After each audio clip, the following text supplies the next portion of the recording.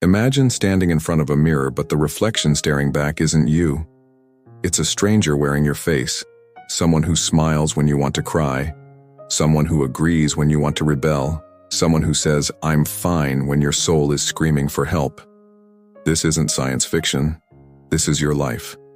Carl Rogers, the revolutionary psychologist who changed how we understand the human mind, left us with a chilling warning. Live authentically, or never truly live at all. Today we're going to explore why this might be the most important message you'll ever hear. Chapter 1. The Great Pretender. Think about yesterday. How many times did you perform? How many times did you say what you thought others wanted to hear rather than what you actually believed? How many times did you suppress your real feelings to keep the peace? If you're honest, truly honest, the number might shock you. Carl Rogers spent over 5 decades studying human behavior, and what he discovered was both profound and terrifying. Most people are living as strangers to themselves. We've become so skilled at pretending that we've forgotten who we actually are underneath the performance. Rogers called this phenomenon incongruence, the painful gap between who we really are and who we pretend to be. And he believed it was slowly killing us from the inside out. But here's what makes this even more tragic. We're not born this way. Chapter 2. The Authentic Child Within. Watch a 3-year-old for 5 minutes. When they're happy, their entire body radiates joy. When they're angry, they express it without shame. When they're curious, they ask 1,000 questions without worrying about appearing stupid. Children are authenticity in human form. They haven't yet learned to hide their truth. Rogers observed this natural state and called it organismic experiencing, living from your genuine self without filters, masks, or performances. Every child begins life as a perfectly authentic being. So what happens to us? The answer lies in one of Rogers' most important discoveries: conditions of worth.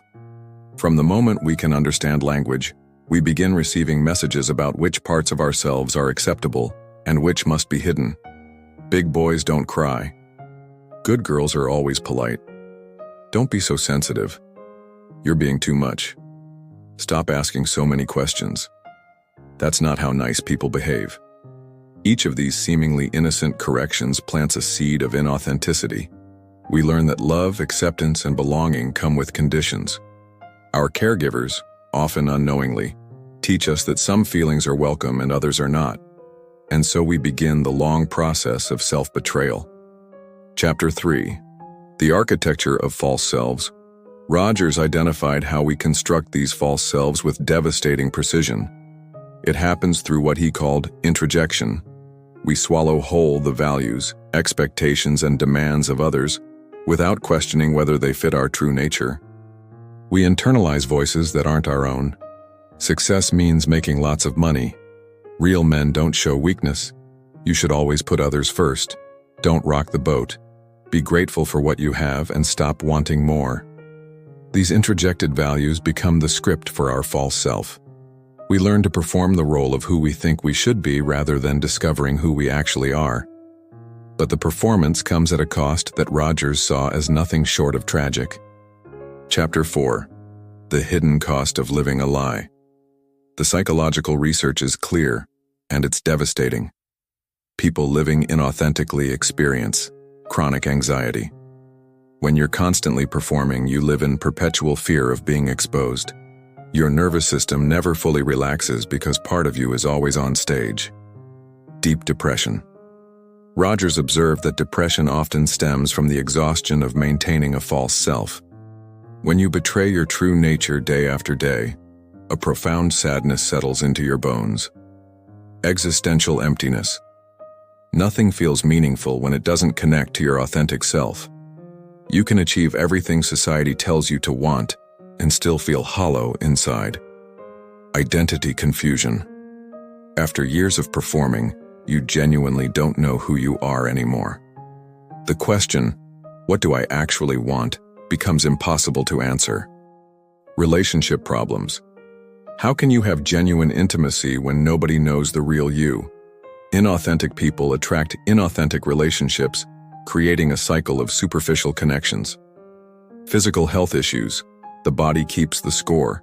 Chronic inauthenticity creates chronic stress, leading to immune system problems, digestive issues, and premature aging. Rogers saw clients in his practice who were successful by every external measure, wealthy, respected, admired. Yet they sat in his office describing feeling dead inside. They had traded their souls for social approval and discovered the bargain was worthless. Chapter 5. The Neuroscience of Authenticity. Modern neuroscience has validated Rogers' insights in remarkable ways. When we act authentically, specific neural networks activate in the brain associated with intrinsic motivation, creativity, and well-being. But when we act inauthentically, when there's incongruence between our inner experience and outer expression, different brain patterns emerge. The anterior cingulate cortex associated with psychological conflict becomes hyperactive. The default mode network, linked to self-reflection and identity, becomes disrupted. Your brain literally knows when you're lying to yourself. Dr. Kristin Neff's research on self-compassion shows that people who practice authenticity have stronger neural connectivity in areas associated with emotional regulation and resilience. They're not just happier, their brains are physically different. This isn't just psychology anymore. This is biology. Your authentic self isn't just a nice idea. It's a biological imperative. Chapter 6. The 3 Pillars of Rogers' Authentic Living. Rogers didn't just diagnose the problem. He spent his life developing a roadmap back to authenticity. His approach centered on 3 revolutionary concepts.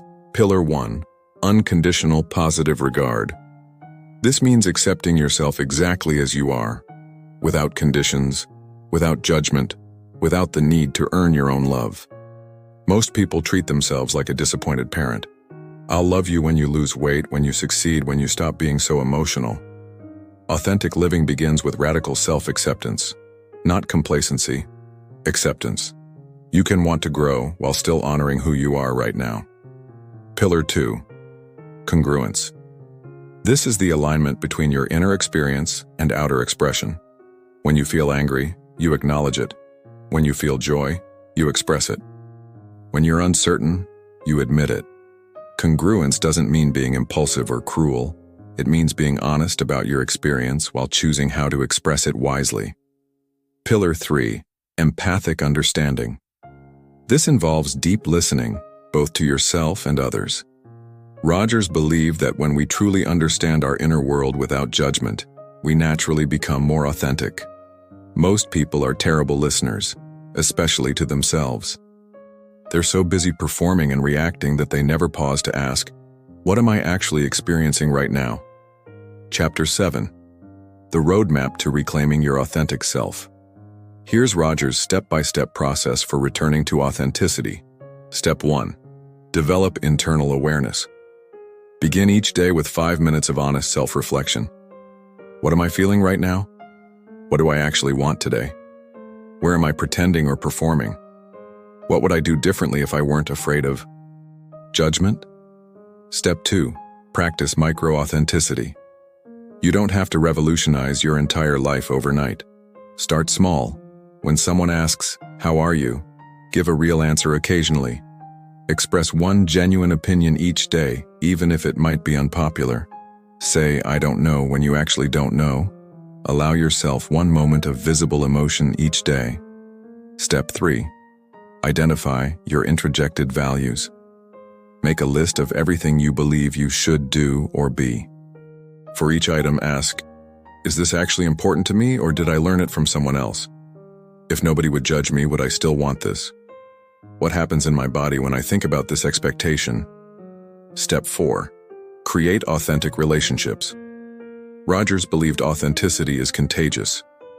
Surround yourself with people who accept you without trying to change you, share their own struggles and uncertainties, support your growth without imposing their agenda, practice vulnerability themselves. Step 5. Trust your organismic wisdom. Your body and intuition contain wisdom that your analytical mind often misses. Rogers taught clients to ask, what feels right in my gut? What energizes me versus what drains me? What would I choose if I trusted myself completely? Chapter 8. The Courage to Disappoint Others. Here's the truth Rogers never sugarcoated. Choosing authenticity will disappoint some people. When you stop performing the role others expect, some relationships will change or end. This is terrifying, but it's also liberation. The people who love your performance don't love you. They love their idea of you. The people who love your authenticity love the real you. And that makes all the difference.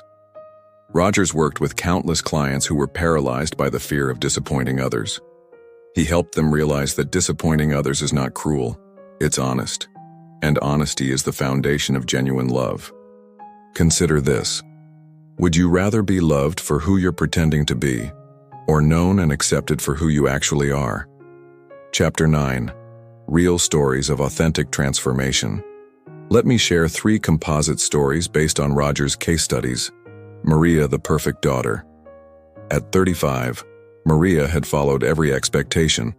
Prestigious career, perfect marriage, beautiful home. But she felt dead inside. Through Rogers' approach, she discovered her authentic passion for environmental activism. Her family initially resisted, but Maria chose authenticity. 2 years later, she was leading climate initiatives and felt alive for the first time in decades. David, the stoic provider.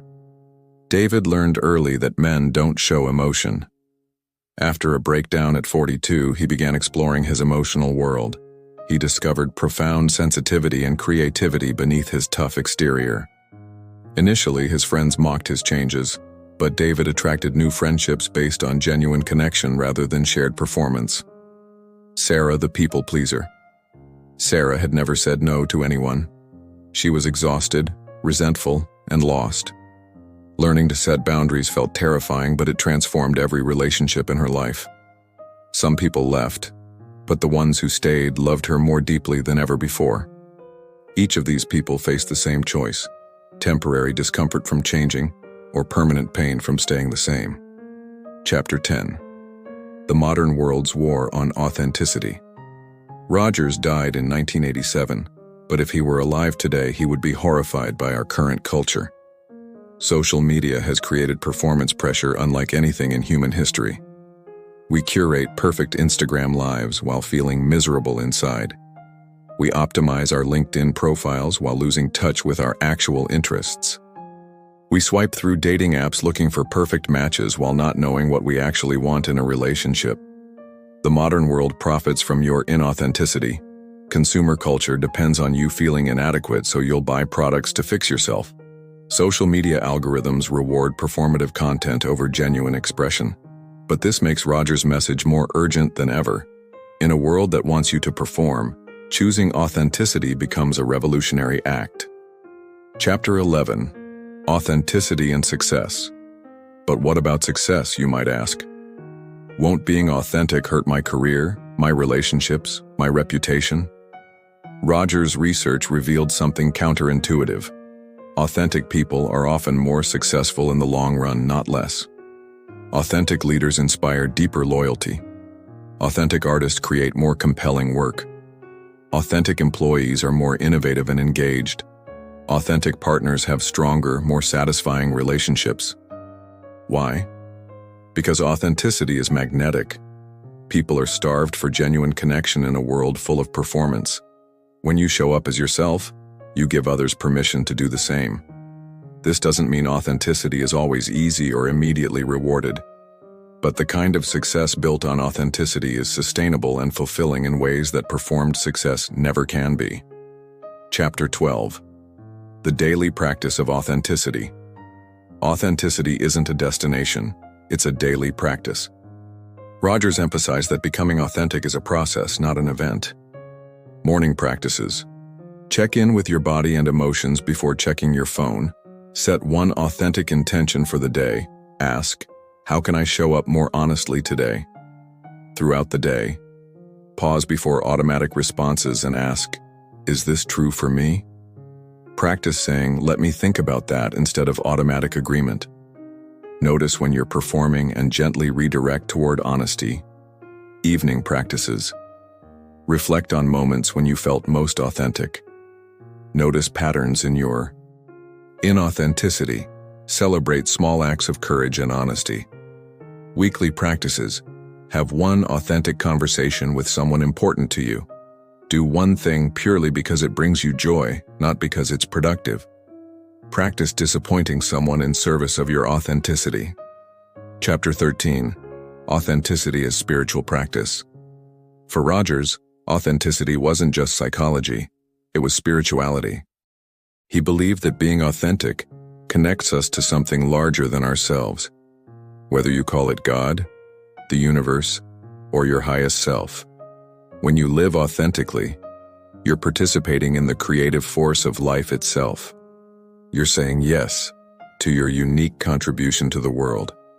You're honoring the gift of consciousness by living it fully. Inauthenticity, by contrast, is a form of spiritual suicide. It's refusing the gift of your unique perspective, your particular way of experiencing and contributing to existence. This is why Rogers' warning was so urgent.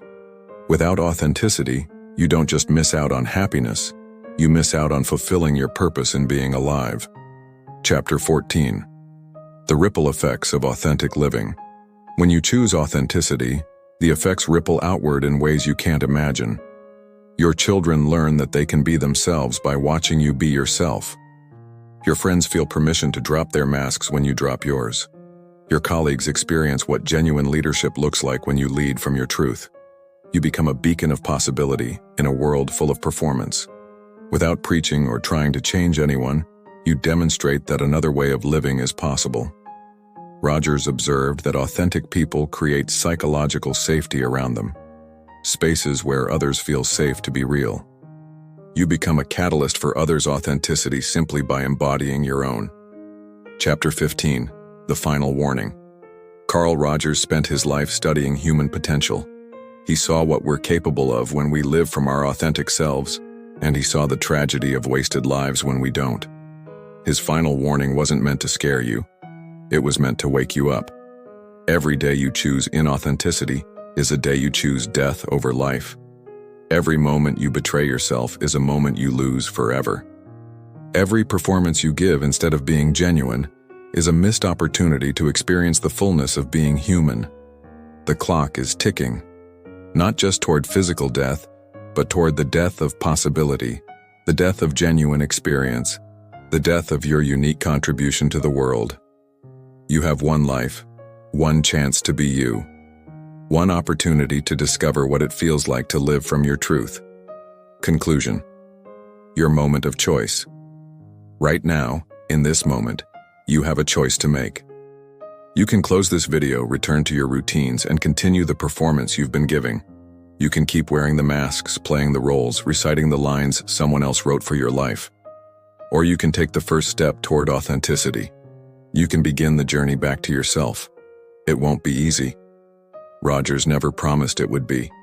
You'll face resistance from others and from the parts of yourself that have learned to find safety in performance.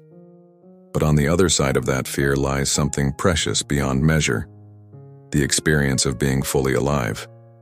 Ask yourself right now, what would you do if you weren't afraid of judgment? Who would you be if you trusted yourself completely? What would change in your life if you started living from your truth? Carl Rogers believed that every human being has an innate drive toward authenticity, what he called the actualizing tendency. It's still there inside you, no matter how buried it might seem. The question isn't whether you can become authentic. The question is whether you will. Your authentic self is waiting for you. It's been waiting your entire life. Isn't it time you met? The choice is yours. Choose authenticity, choose life, choose yourself. Because without authenticity, you'll never truly feel alive. And that's not a warning, that's a promise.